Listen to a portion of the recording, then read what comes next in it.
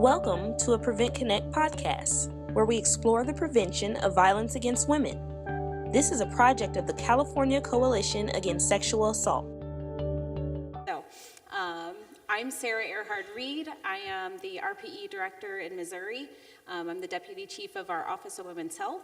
I got my start in this work doing victim services almost 10 years ago, and have moved into the role of prevention a couple years now, and I'm really excited to share some of the conversations that we've been having in Missouri. And my name is Matthew Huffman. I am the Public Affairs Director at the Missouri Coalition Against Domestic and Sexual Violence. I've been there for 6 years, and I got started about a decade ago doing this work on my college campus, doing education and organizing. Was then able to get a job doing victim services, actually right along Sarah at our local program in Columbia. And now we are working as statewide partners on a lot of really great health initiatives that we are excited to talk about with y'all today. Yes, yeah, MIC. COU. So just really quickly, this is something that Sarah and I have really been thinking deeply about over about the last year. And we're really excited to have so many people in here today to talk about retention as prevention and really being able to start thinking about how we make sure that we recruit and retain and maintain our organizational staff so we can take the work deeper. Yeah, and I think that, Matthew and I, in our conversations, know that we are not HR experts. There may be a whole area of expertise out there that we may not even touch in today, but just based off of our experience in this work, these are the things that we've seen and some things that we've started to do to address the issue. Excellent. So we're going to get started with some learning objectives, because if anyone has ever been in a workshop I've done before, you know how much I love learning objectives. They're measurable, one, and then I quiz you on them at the end. But just a couple things to kind of get you familiar with what we're going to talk about over the next hour.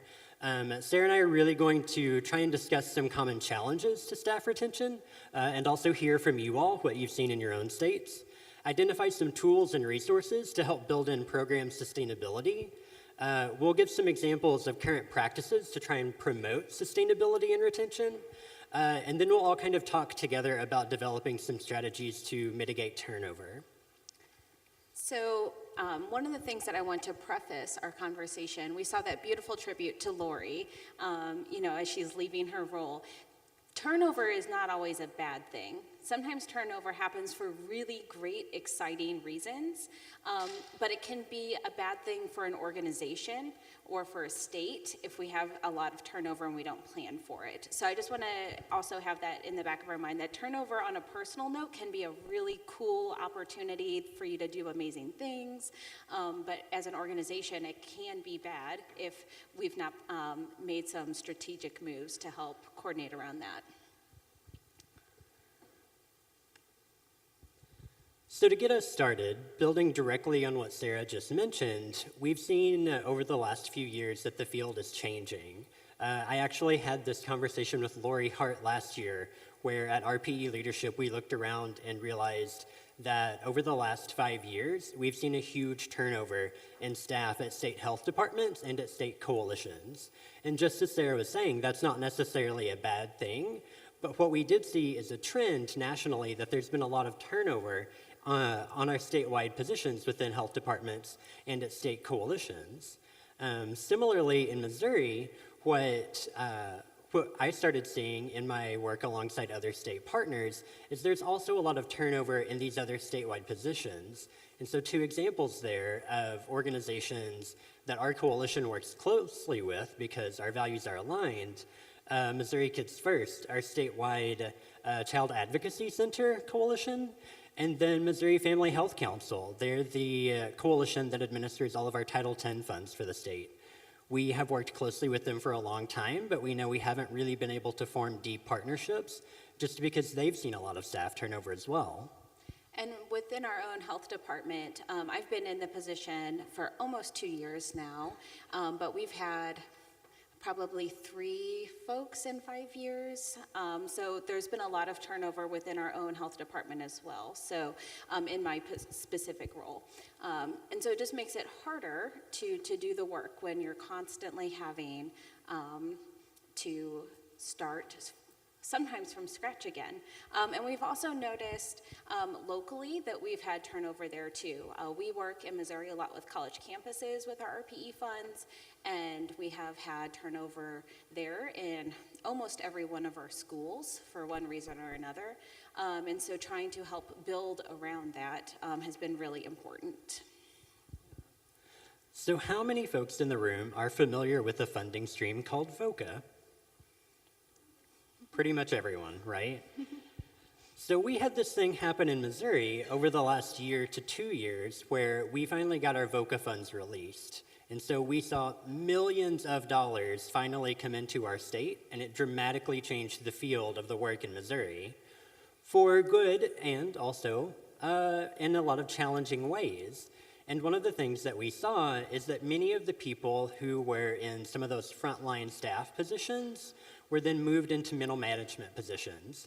So we saw a huge number of people being hired to do direct service work, crisis intervention work.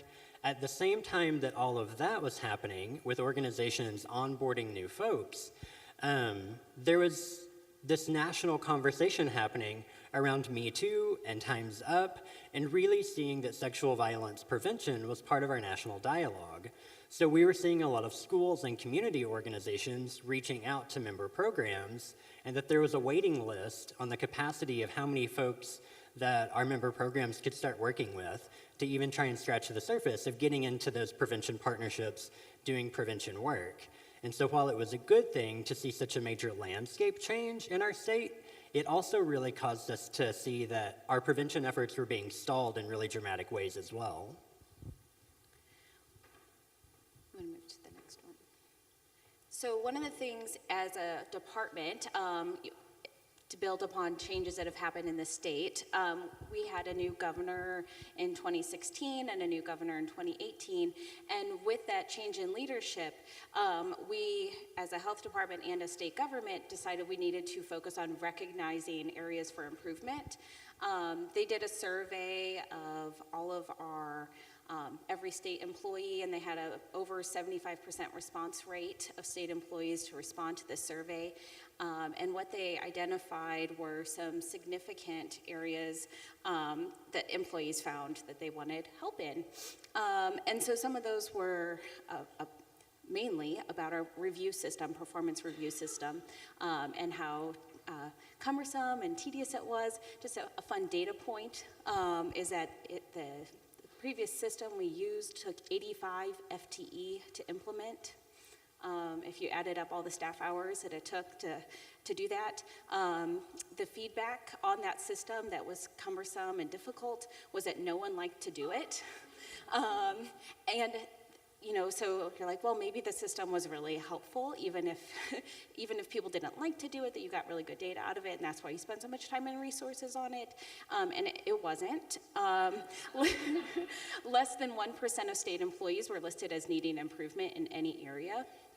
And so I think we can all say as humans, we always have room for improvement. So we had a system that wasn't measuring our success.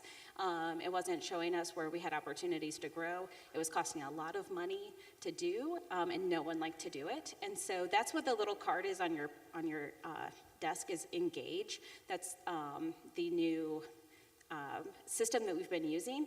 And our chief operating officer for the state likes to say that we didn't have the plane fully built when we started doing it, but we knew that the previous way wasn't working.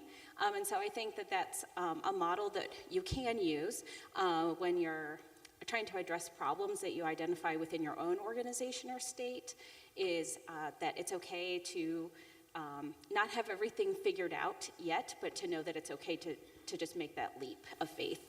Now that scares some people. Some people are like, I don't like to fly anyway, Sarah, don't put me in the plane on a plane you're still building. But it is the new system, and we can talk more about that system later. But the workforce survey then there were committees that were created to help identify solutions. So Engage came from there. We're doing some training around there. And all of the resources that they've developed are all publicly available as well. So if you're interested in learning more about that, and we can talk more about it later today, it's all available on the state's website, which is really helpful. So then, for the last couple of years, we've been having conversations with many of our executive directors, program managers at our member programs. Every year, we have a retreat for them called our Leadership Institute, and it really is meant to be a retreat. So it's at the Lake of the Ozarks, right on the water. It is specifically for directors and program managers to give them space to really kind of talk about some of the difficulties they're having and to be able to provide peer support to one another. 2 years ago, we really started to dive deep into conversations around multiple generations in the workplace.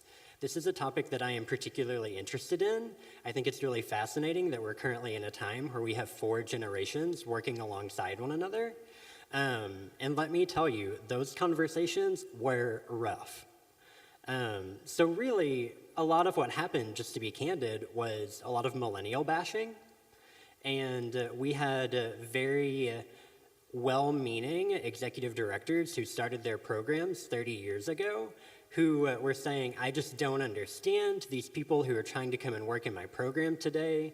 They come in and they just have all these ideas and they want to talk to me all the time and they want to know why the work they're doing is tied to the overall mission, and I just need them to do their job, and all they want to do is talk to me. And it was just a long conversation like this. And so I was taking notes and trying to really thoughtfully listen to everything that they were saying. And then in the small group discussion I was facilitating at my table, I said, I think what it comes down to is that there's some really big gaps in how you feel comfortable communicating with your new staff and how you feel comfortable motivating them. And that's coming from someone who was told from a very early age that I can grow up to do whatever I want and who got a trophy for everything, because that's what the long-running joke is for millennials, right? And so after I gave my report out to the full group, I said, I would also like a trophy for my participation in this. And I actually got one at our annual conference, so it was kind of funny. But really, that's a lot of what it came down to, is this lack of recognition that in a younger workforce, that people want to feel connected to the overall goal of the organization. They want to know the work that they do matters. And something that I started reading and looking into more after that, which if you would have told me that I'd be presenting at an RPE meeting about articles I read in the Harvard Business Review, I would have called you a liar. But I found it really interesting in a lot of the work that I've read out there. So one interesting data point that I read recently is that 80% of motivation for employees is about recognition, responsibility, learning opportunities, and having that connection to meaningful work.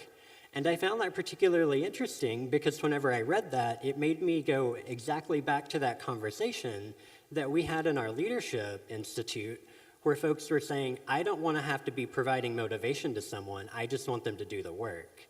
And so there was a huge disconnect in how people want to be recognized for the work that they're doing.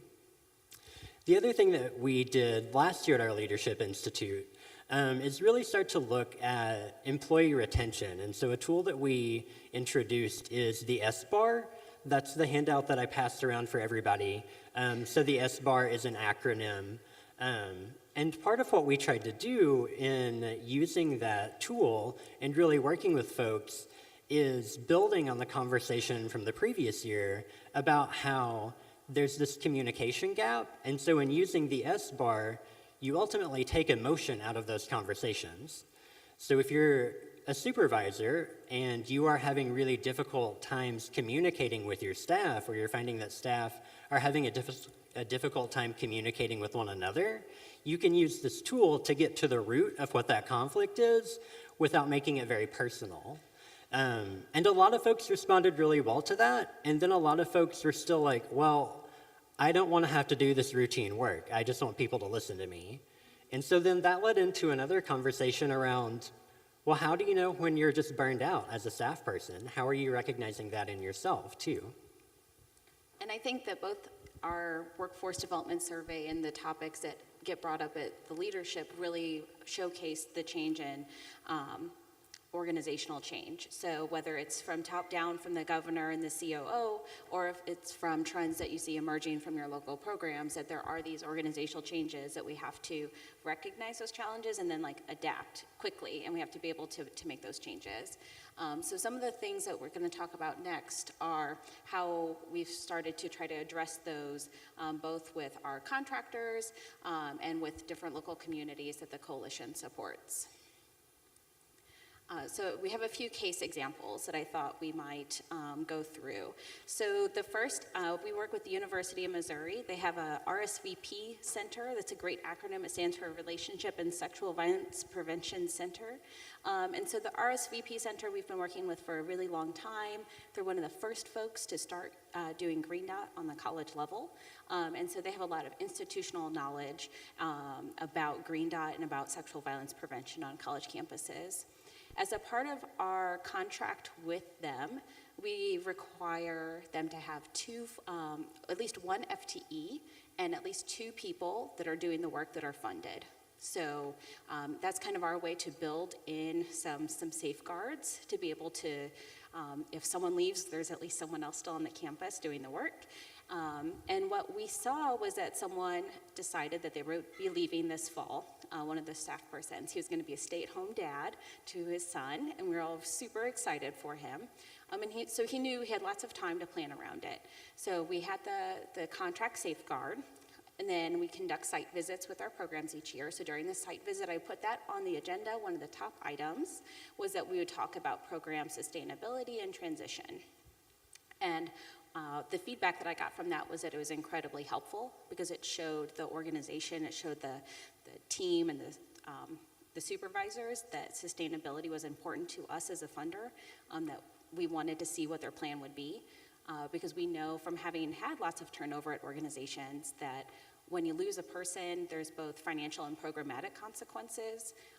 Programmatically, we see the work stall, especially doing a strategy like Green Dot that requires training by the organization, that you can't just hop in and start doing it, that you have to get trained by them, so that's a barrier. But it also causes financial burdens, both in the cost that it takes to refill a position. You know, you always hear HR people say it's so expensive. On the RPE side, what we see then is money not getting spent because the position's vacant. If contract funding was being used for personnel time, then we have months of personnel time not being spent, or they had plans to buy supplies or do a cool campaign, and then it didn't happen, and so then we end up as a state with funds unexpended, and that's also a challenge for us. So by putting on their site visit agenda sustainability, we are able to then have that conversation of how long do you expect the position to be vacant, how much money do you expect to not be spent, what are your plans to spend that exact amount of money, and how can we help you support that going forward. And so then we had a surprise turnover at the same university then over the summer. And so our safeguard was gone. So we still have the person leaving. His last day is next week. And so we were able then to work with him, though, over the entire summer to build transition documents so that when the new person starts, that they have the full guide as far as what resources are required, what work they can do when they start, even if they aren't trained. But we were able to work with them all summer long to do that. Now, preferably that sort of documentation is prepared ahead of time, like some sort of desk manual. But I know within our office, a desk manual often gets made when you have a new person, that they're writing down the things as they learn how to do them. And at the end of that first year, they have a desk manual. And so we kind of helped speed along that project to help capture as much of that institutional knowledge that we could before he left, because that's two of the folks that had been, from the ground up doing Green Dot on the campus, leaving within a short amount of time. The other thing that they had built in that is that I think think a lesson learned, is that they had a team of people that had been trained over the last 5 years, and they met regularly, and they still meet regularly. And so all of the training requests will still be met because they still have that team in place. So it was not, even though we fund 2 people, those 2 people are responsible for creating that team and implementing with that team. So it wouldn't be just those 2 people. So even though we are losing those, there's still a whole group of folks that can continue the work. And I think that's such an important lesson, is that no one can do this work on their own. So whether you have 20 people like RSVP does, or you have 5 or 6, or some volunteers, I think it's incredibly important to have that sort of transition plan in place, as well as having that team together. So then a couple other examples. With the Metropolitan Organization to Counter Sexual Assault, this organization, MOXA in Kansas City, is really the only standalone rape crisis center in Missouri. And about 3 years ago, maybe a little longer, they got a new CEO. And she went through a program that we run called Directors Academy. And it's for executive directors who've been in their position for 1 to 3 years. We really focus heavily, it's a 12-month program. You go through it with a cohort of other directors. And we really try and promote from the very beginning a reason to really infuse social change into the work that you're doing as an organization. So looking at things like your mission statement. Is your organization working to prevent and end violence? Or are you really just looking at maintaining the services that you provide? Are you really looking at how you work alongside other community partners to make community-wide plans for violence prevention? Are you doing things like hiring and retaining quality staff and making sure that that's part of your overall strategic plan? So Julie went through our Directors Academy, and then she went back to her organization and led her board and staff through strategic planning. And she made the really innovative decision that they were going to go 50% parity prevention and then long-term counseling and treatment for trauma.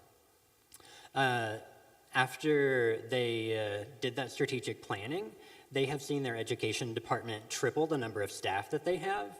They've been able to really look thoughtfully and strategically about how they are going to use a variety of prevention strategies, not only in Missouri, but in Kansas, how they can leverage RPE funds from 2 different states to have a really wide amount of activities that they're doing. And now we've also seen that they're able to be in a position where they can work with Sarah and I to help other folks do training and technical assistance and provide some education on what organizational capacity looks like. Anything that you would add about them? Oh, no, MOXA is just awesome to work with. Some of their staff are presenting at NSAC later this week, so to hear some of the work that they're doing in Kansas, which has been some really great community level work. But one of the things that I think shows that commitment to sustainability is that while they've also had a lot of turnover in the schools that they work with, because they continue to encourage more and more folks to get trained in the strategy, even if you're not going to implement. If you can spend 4 days to come and learn about this Green Dot middle school program we do, we want you to be there. This past year, when they saw 4 different positions go vacant again, every new person had been a part of Green Dot at a previous school. So we weren't losing that knowledge. It just was changing the school that they were working in the next year. So that sort of commitment to the strategy and to building the capacity within their community helped reduce the impact then of that turnover. I think it's such a great success on their part. Yeah, absolutely. And then the other really great thing about being able to have such a fantastic resource as an organization in our membership is that their CEO, Julie, is now on our board. And so she's moved into a leadership position to really be able to influence a lot of our statewide work. I definitely want to give a shout out to the workshop that they're going to be doing. I think it might be tomorrow. It's a staff member from MOXA is presenting with Lori Hart. They're doing fantastic work, so definitely check it out. And then the last example that we wanted to share with you is that Sarah and I did a round of site visits last summer where we visited campuses that are receiving RPE funding to implement Green Dot on their campus, and we invited the domestic and sexual violence community-based program there. And we did this activity called power mapping.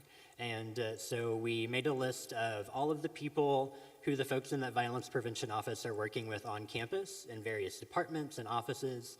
And then we had them make a list of all the people they're working with in the larger surrounding community. We did a similar exercise with the community-based folks, and then we just went through and underlined all of that overlap. A lot of what we found is that there were many of the relationships that they shared, but they didn't realize that because they hadn't invested the time to really begin working together. And because we also see there's a big silo effect happening both on campuses and in the community, where folks get in their own silo of the work that they're doing, and then we aren't as easily available to start making these larger community plans. That was really beneficial because getting those folks in the same room together allowed the new director of the community-based program to see that she had a lot of allies on campus, and the person doing prevention work there had also been moved up into more of a managerial position because of the increase in VOCA money, so she was able to really prioritize being able to work with the campus on some of these larger initiatives.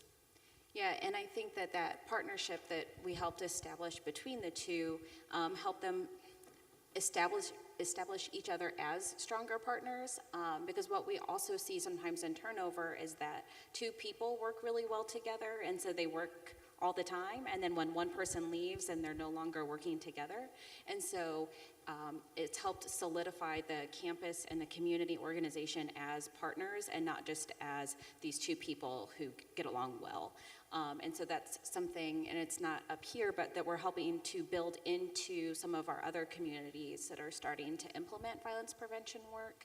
We've had a few communities start to show interest in the community strategy of Green Dot, and a lot of them don't have the funds. And so we talked about how building those partnerships and those networks are so important from the beginning, and so they're developing MOUs from square one of this is what we expect you to do, this is what we're going to do in moving forward. So there's some really complicated MOUs going on, but just to show that we're going to dedicate this time and support as an organization, and it's not just because Sarah's really interested in prevention, she's going to do it for 6 months until she gets a new project or has something else go on. So. Yeah, and really the main thing that we found so beneficial in doing those site visits and talking with folks is that, just as Sarah mentioned earlier, turnover is not always a bad thing. Sometimes we know life happens and people have great opportunities coming up for them, but whenever we can start having these conversations really early on with the supervisors and executive directors and administrators at universities to recognize the need to have these plans in place for when they do experience turnover, we can see the work continue even if a staff person comes and goes. Definitely. So we have some discussion questions because we've kind of started to share a bit about what's going on in Missouri, and I think Matthew passed out a list of those questions. So with your table, we'd like you to discuss the following. What trends have you noticed in turnover in your state? Is what we're saying sound familiar? Is something different happening in your organization? And what has your organization done to address turnover? And then how do you invest in employees when you have a lack of fiscal resources? So those are kind of some things to brainstorm for a few minutes, and then we'll report out.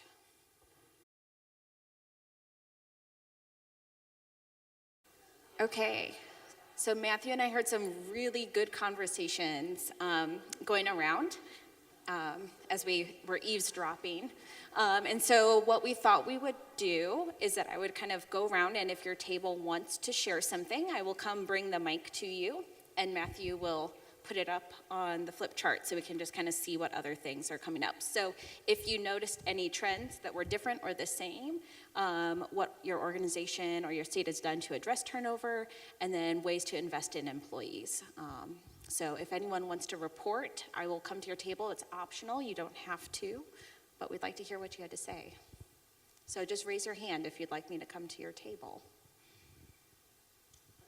Okay. Okay, I'm naturally loud, so we'll go ahead and go with that. We'll pull away. That's a trend, apparently. So it was uncanny how many things overlapped around kind of the things that we see in our different states. So around retention, not having upward mobility, it being really difficult to work, people being in positions where they are not always fit to be in those positions, but they have different strengths.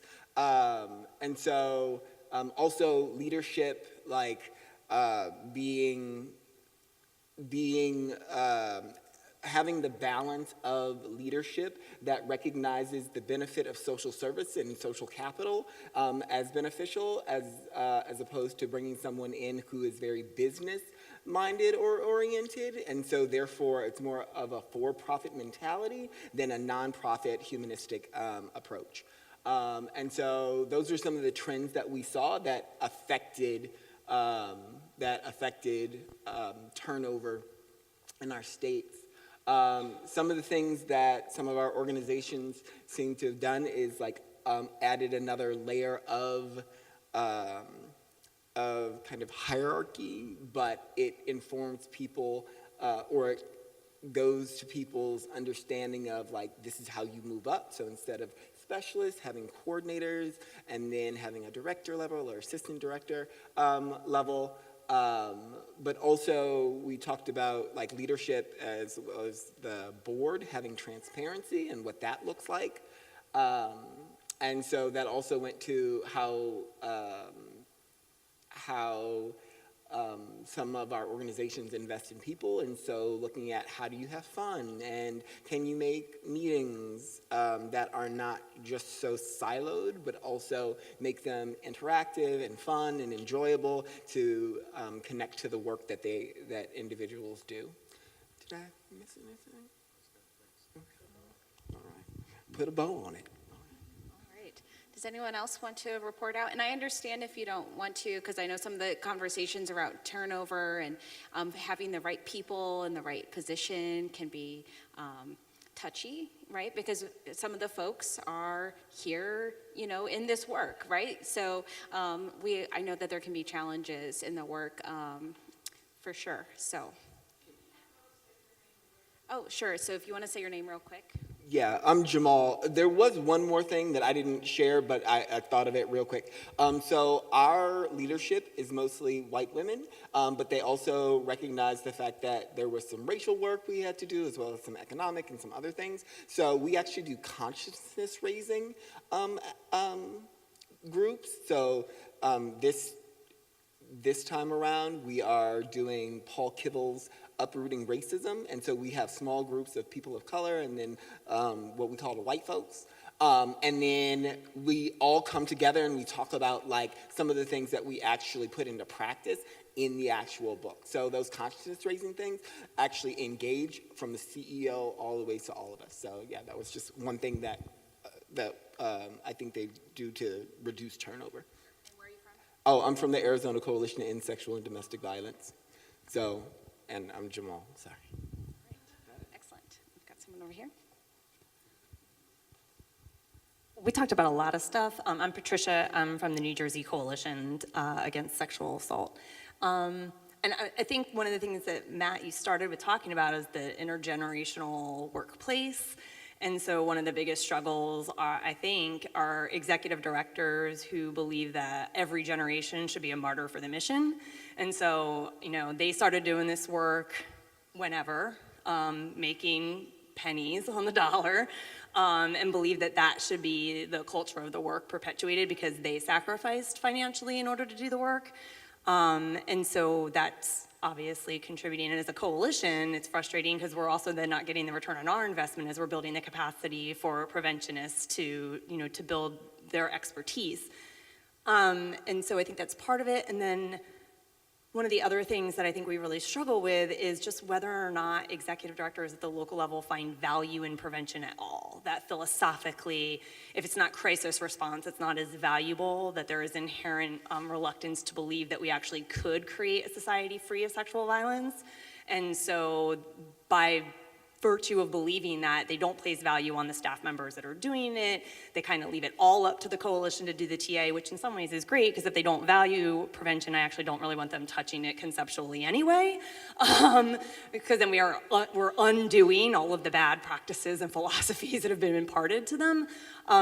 But so that just creates this tension, and when they come and they're with their colleagues who are doing prevention across the state, and they're with people who really believe it, and they, so to speak, drink the Kool-Aid, and then they go back to their host programs and they're disenfranchised and not valued, then there's a real tension between their ability to do the work with any kind of energy and integrity because it's not being honored. That's some of what we discussed.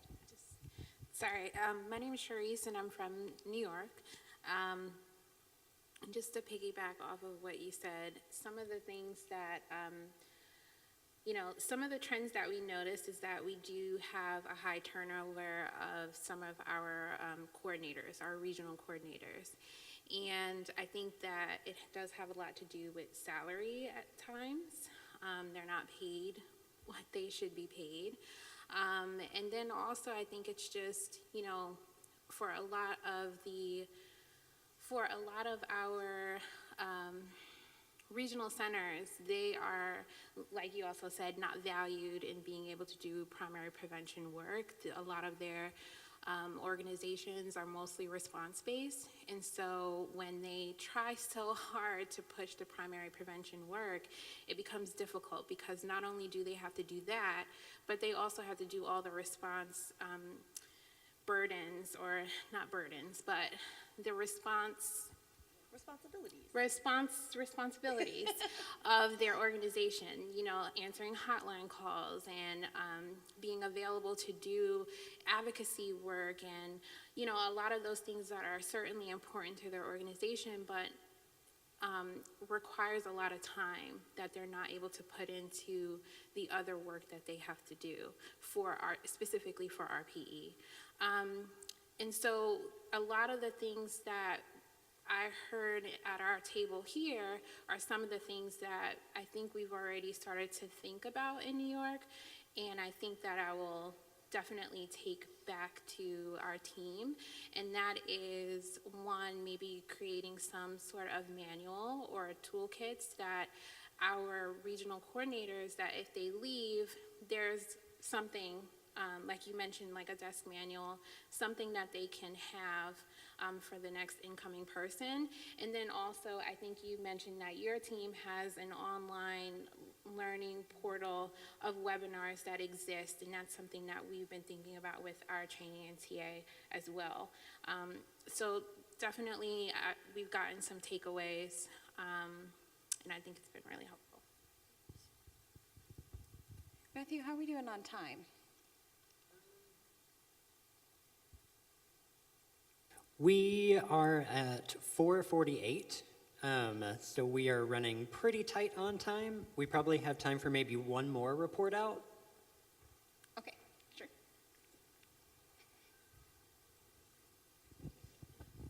I can just do a little snapshot report out, not comprehensive. I'm Desti from Maine. One of the trends that we identified at our table was of preventionists feeling kind of isolated and siloed because they are one of just one or a couple of staff at their agency. And so some of the programs that we had identified to help overcome that particular gap are mandatory training that brings preventionists from across the state together into a space periodically, toolkits where they can share peer-to-peer. And one of the things that we've done in Maine and that we've had a lot of success on is setting up a Zoom account, or you could use Adobe Connect or something like that, where they can do peer-to-peer calls and be face-to-face, have video calls once a month. It's only an hour. We usually pick a topic that they can all share about, or we bring them a product that they can kind of give feedback on or debrief. But it gives them a chance to really see each other and talk to each other and build connections. I think, were those the...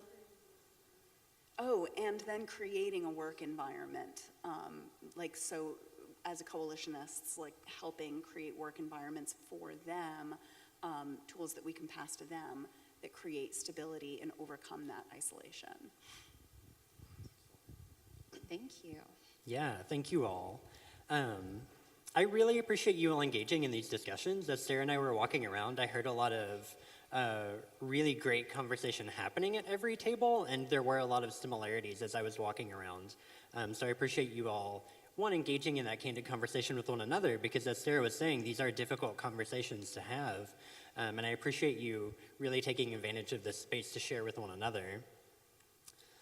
Just a couple of other things that we wanted to mention that we've found success in. Yeah, you want to get us started? So I'll start with people, not process. This is the theme of Engage, and that really if we're in work to help people to make communities safer, healthier, as a Department of Health, that's our goal, but just in public service as state employees across the board, that is our new theme, is people, not process.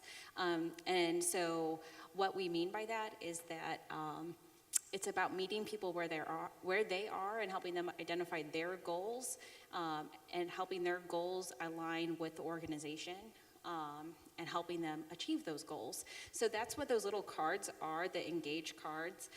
Those are just kind of like the quick steps on how to have an engaged conversation, like what you need to do to set it up, and then ways to give feedback. So giving feedback is something that we don't do a lot, where it's really good, constructive, sometimes difficult feedback. And so that's what the 4-step feedback model is a quick reminder on how to do that. And then there's a guide overview on the back of what you can do ahead of time, and how to have an engaged conversation. I think that sort of, some of the things that have come up of like, how do you help people connect with one another? How do you help people understand that the work that they're doing is not prevention? Or how do we help, have these difficult conversations? I think that some of those engaged materials may be helpful. They may not be, but that's something that's an easy takeaway. The website I'm happy to send out to folks. If you just Google Engage Missouri, the website pops up first thing. And there's like videos too of people having the conversation. So if you're like, what do you mean by an engaged conversation? There's like actual little video snippets that you can watch, like how to give feedback to someone. So those are good resources to be able to share with folks. And then there's also different mentorship programs and other development pieces I know Matthew wanted to touch on. Yeah, so I also wanted to make a point to give credit where it's due, that the NSVRC is also really starting to pay close attention to this with their mentorship program. That's a conversation that they started having with folks at state coalitions a little over a year ago. They did focus groups with people on really being able to talk about, if you are new to this work, how can we make sure that you're connected and supported? And that's something that I heard many of you say, folks at your organizations feel, and folks at your local programs feel. And so to kind of lift that out, and Dusty, you certainly gave voice to that as well, oftentimes folks doing prevention work can feel very isolated, even at the coalition level. We don't all have staffs that are multiple people working on prevention. Oftentimes it is just the one person.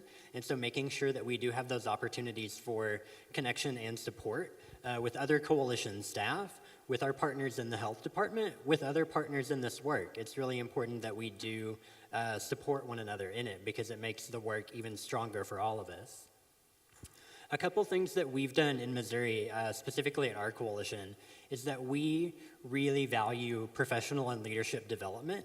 And so we really encourage our staff to seek out professional development that maybe they wouldn't normally think we would go to, doing specifically sexual violence work, sexual violence prevention work, domestic violence work, but to really think creatively and out of the box about leadership and professional development and what that means. And then lastly, with our intern cohort evaluation, that's something that we started doing a couple of years ago whenever we redid our internship program.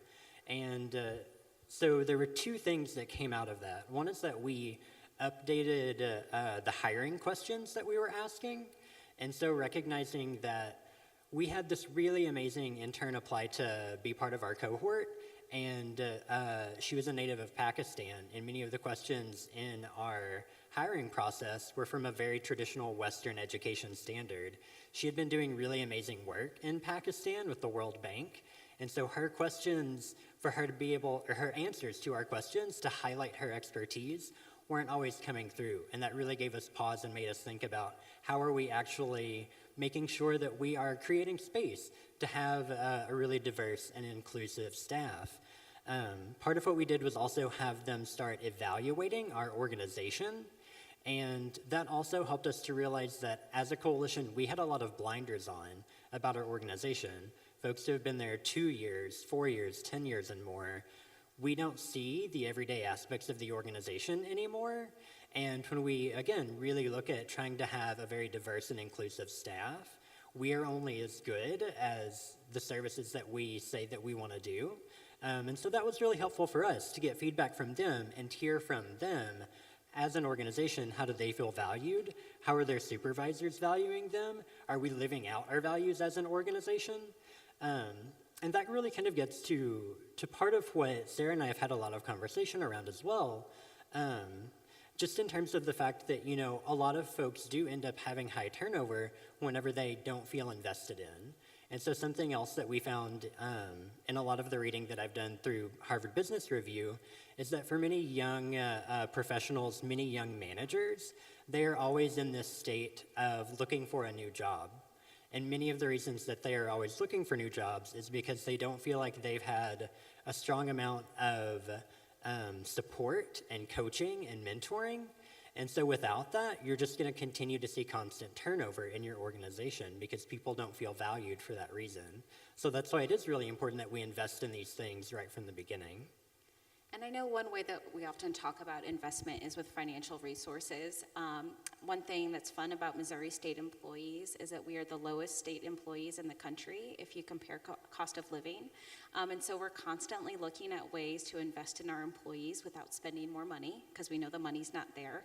And so we talked earlier today too about ways that we can show our values and the way that we show employees that we invest in them. And I do think that's part of that Engage program is just having professional development, having people sit with you and say, I care what your goals are, and I'm going to help you achieve them. That's powerful in and of itself. But then also as an organization showing individuals from day one what your values are. So we talked about, you know, low cost ways of doing that, like an email signature.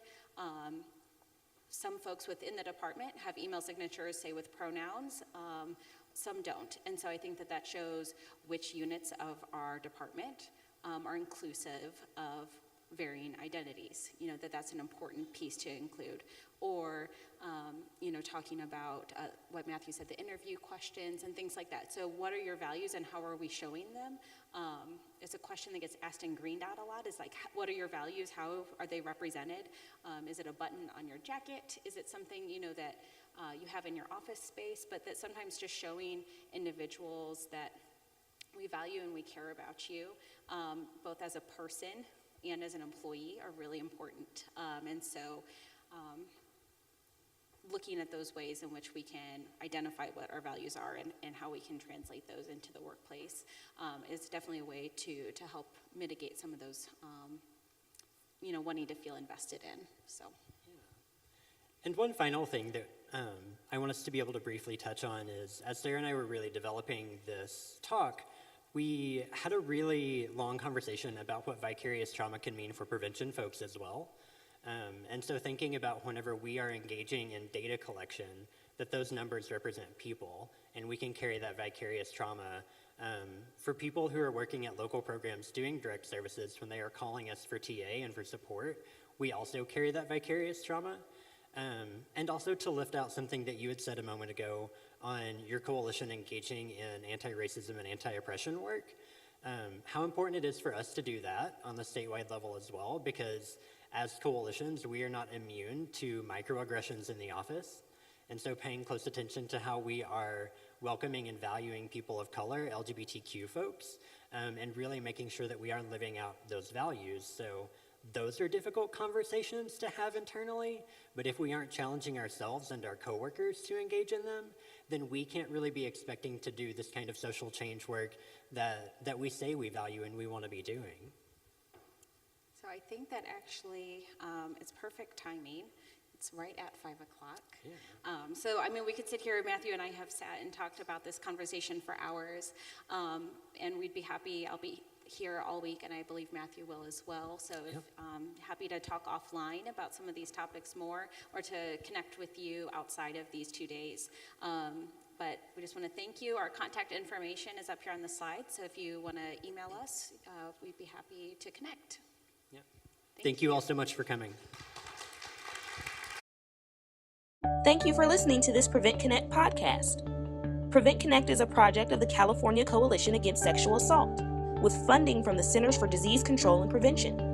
The views presented on Prevent Connect are not necessarily the views of the United States government, the CDC, or CalCASA. To learn more about Prevent Connect, visit www.preventconnect.org. For more information about CalCASA's mission, or to show your support, visit calcasa.org.